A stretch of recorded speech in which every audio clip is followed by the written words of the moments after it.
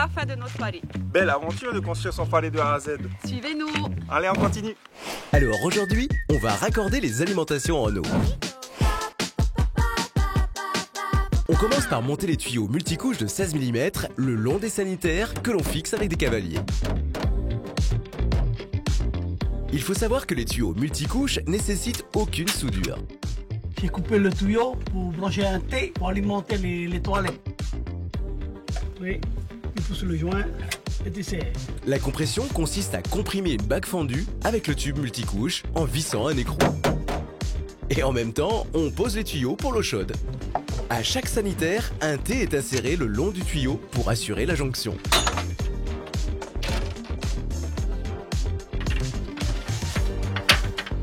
Il y a aussi des raccords à sertir, qui eux sont indémontables. Pour cela, on utilise une pince à sertir. Pour plus de clarté, on vous conseille d'identifier le circuit eau chaude par la couleur. Enfin le rouge quoi. Et une fois les raccords posés, on peut s'attaquer au raccordement des éléments de salle de bain. Il faut donc relier les toilettes à l'arrivée d'eau. Et attention à ne pas oublier le joint d'étanchéité que l'on complète de filasses faites de pâte à joint et de chanvre ou tout simplement du téflon en ruban. Pour le lavabo, on raccorde l'eau froide et bien sûr l'eau chaude. On profite d'être accroupi pour finaliser le montage du siphon. Passons maintenant à la pose du mitigeur, ce qui nous oblige à percer les parois. On assemble les différentes parties, sans oublier de mettre la filasse pour l'étanchéité là encore. On a le mitigeur côté douche, les cloisons et ici l'extérieur. Et enfin, on pose le mitigeur que l'on fixe par des écrous et des rondelles. On enduit de filasse la tige filetée pour accueillir le raccord en T et on raccorde les Nous tuyaux. on a raccordé comme ça provisoirement parce qu'après on aura notre arrivée d'eau chaude. Et bien sûr, on termine le cheminement des tuyaux d'eau. Il nous reste plus qu'à relier l'arrivée d'eau au réseau. Donc on fera notre tranchée d'une profondeur de 30 cm et insérer le tuyau à l'intérieur pour pouvoir protéger tout simplement le tuyau. On coupe le tuyau principal pour insérer un raccord en T. Et de l'autre côté, on raccorde les éléments pour réduire au format des tuyaux d'arrivée, soit 16 mm. Ça fonctionne! On termine la journée avec un beau soleil. A plus dans le prochain épisode.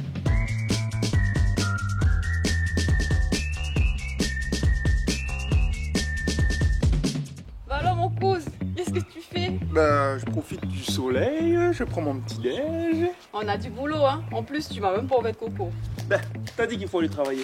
On y va? Ouais, on y va alors. Aujourd'hui, on s'attaque à la pose de notre parquet. En effet Kali, mais on va commencer par poser une sous-couche en polyuréthane.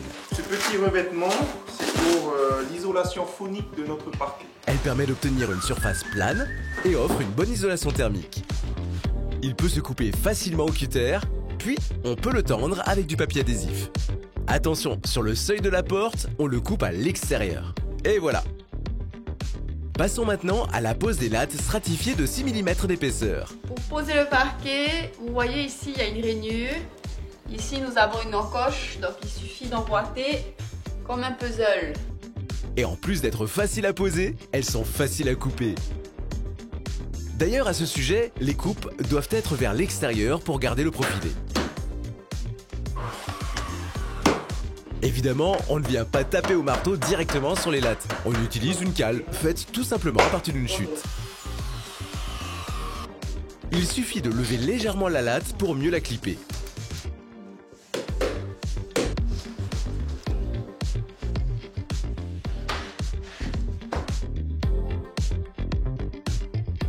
Et voilà le travail.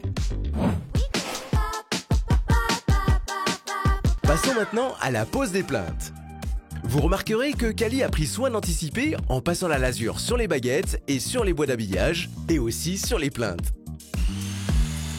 Maintenant que le parquet est posé, on va mettre les plinthes. Donc les plinthes, on fait bien attention à mettre dans nos angles une coupe à 45.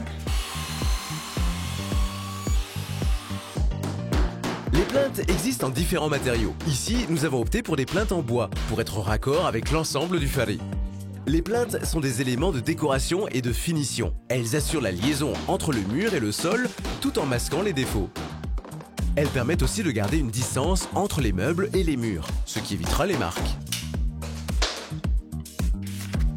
Et voilà, rapide et efficace. Hey Kali, comme promis, t'as bien travaillé. Tu as ton coco. J'ai pas oublié. T'as pas oublié quoi, Manouya? Manouya. Allez, à Nana, les plus pour la bricoleurs. suite.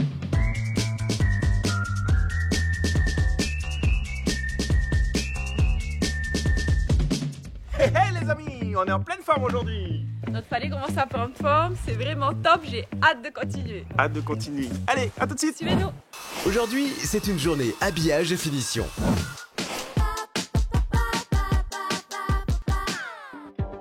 Je fais les retouches peinture pour pouvoir après mettre les baguettes d'angle.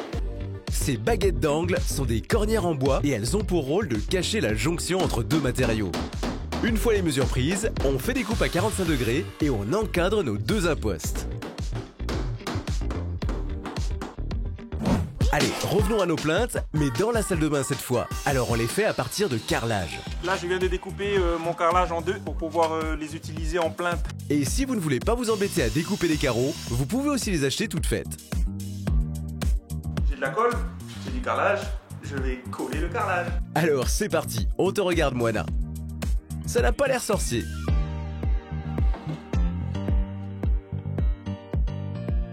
Maintenant que les plaintes sont posées, on passe au joint. Pour le joint, nous avons pris soin de choisir une couleur grise pour mieux s'intégrer à la couleur du carrelage. Superbe! Toujours au chapitre des finitions, nous allons nous occuper des encadrements. On va pouvoir utiliser les chutes en fibrociment pour habiller l'intérieur de l'encadrement, que l'on cloue tout simplement sur l'ossature de la maison.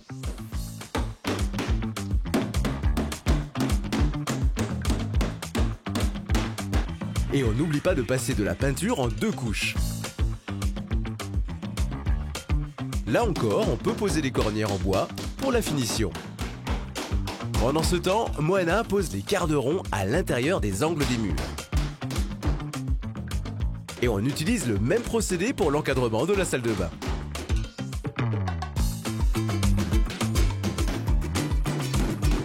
Et ben voilà! Qu'est-ce qu'il nous reste à faire maintenant? Là, on installe les équerres qui vont accueillir l'étagère que Kali est en train de préparer. En effet, nous avons décidé de récupérer une chute de bois massif, de la poncer pour en faire une étagère.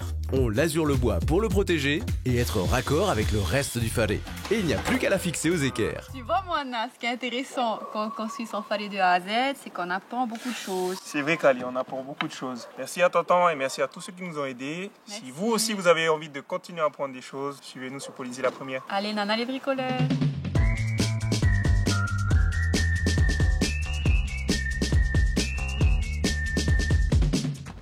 Hello les amis! Yolanda les bricoleurs. Aujourd'hui, partie importante. On termine l'électricité. Suivez-nous. Tout d'abord, on finalise le branchement des câbles du boîtier électrique. On va venir avec le disjoncteur principal alimenter les prises et les lumières. Le courant passe par un différentiel avant d'alimenter les disjoncteurs. Sa grande sensibilité permet de protéger les personnes en coupant l'alimentation dès le moindre problème. Fil vert et jaune, c'est la masse, hein, donc la terre. Hein. De la même manière, on regroupe les fils de terre. Coffret installé, il n'y a plus qu'à essayer. Oui, mais avant d'essayer, il faudrait peut-être terminer la pose des prises, Moana. Ainsi que des lampes de la salle de bain et la pièce principale. Et on en profite pour poser aussi les deux lampes extérieures. La lumière Et clic, ça a l'air de bien marcher. Alors, rien à voir, mais dans l'élan, Moana en a profité pour poser un store à la fenêtre. Autre étape importante, le raccordement au réseau. On va maintenant passer au raccordement EDT. Pour cette phase-là, on a fait appel à un professionnel pour des questions de normes et de sécurité. Yorana à tous, moi c'est Mickaël, donc électricien certifié et du coup je suis là pour les travaux de raccordement du bungalow. Parfait, merci Mika. Merci. Pour le bungalow, on a une trentaine de mètres, donc je suis parti sur un câble de section 6000 m². On peut aller même poser une climatisation à l'intérieur avec ce câble. Donc là on est en train de poser la gaine et le câble est déjà à l'intérieur et on le recouvre avec du sable fin. Alors, c'est chouette de travailler avec des amis, mais pour des étapes aussi importantes, il vaut mieux s'entourer de professionnels. Donc là, on va poser le filet avertisseur à l'aide de Kali, l'experte en filet avertisseur. L'utilité de mettre un filet avertisseur, c'est en cas où on creuse, il y a des codes couleurs. Donc généralement pour le rouge, c'est pour avertir qu'il y a de l'électricité. Ok, très important, on met le piquet de mise à la terre.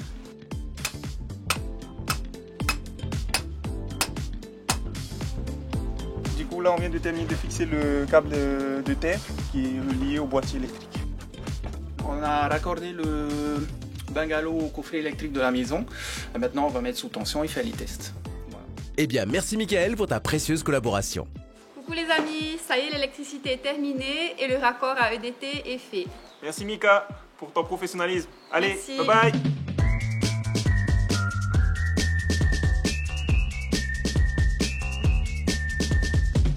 Yorana les bricoleurs, bienvenue sur Polynésie la première. On espère que vous êtes motivés malgré ce mauvais temps. Ça ne va pas nous empêcher de travailler. On a beaucoup de finitions à faire, alors suivez-nous.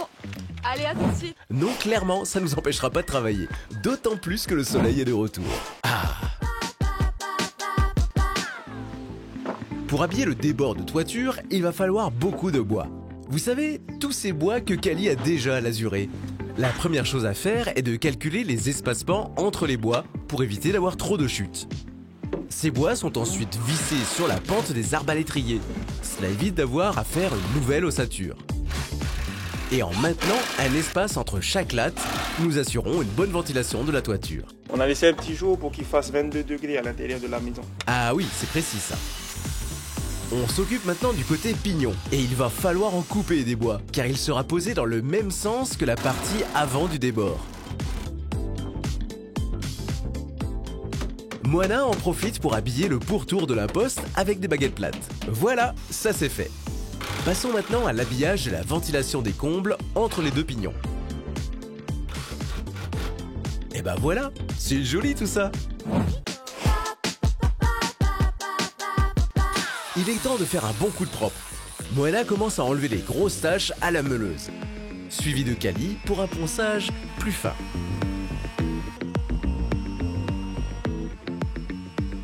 Petit passage au nettoyeur haute pression sur la terrasse.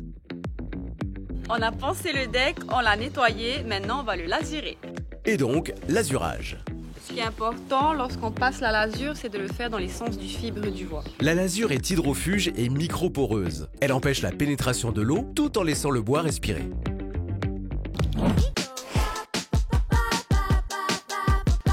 Nous avons partagé beaucoup de choses ensemble.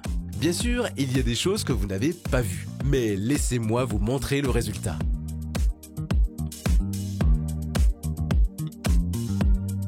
Un résultat à la hauteur de notre travail. Alors Moana, qu'est-ce que tu fais? Je suis en pleine admiration là. Donc on a bien travaillé avec de la motivation, du courage et nos deux mains. Et un petit peu de poussière de fait. On a réussi à faire quelque chose de pas mal quand même. Qu'est-ce que t'en penses? Tu as bien raison mon cousin. Félicitations à nous. Merci Kali.